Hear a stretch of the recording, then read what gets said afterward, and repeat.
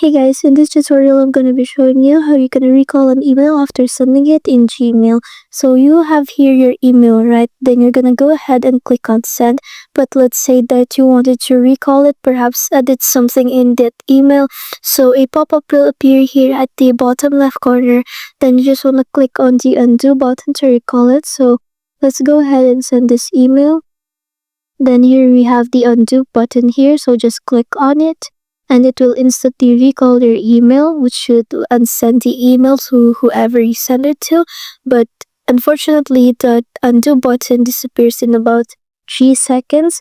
So if you weren't able to click on the undo button, you cannot recall the email anymore. So what you want to do is you want to go to the settings up here at the top right corner. Then click on see all settings. Then you want to look for this option here under general, which is called undo send. Then you just want to change the time to 30 seconds so that the undo button stays here at the bottom left corner for up to 30 seconds. So that's it. I hope it helps, and thanks for watching.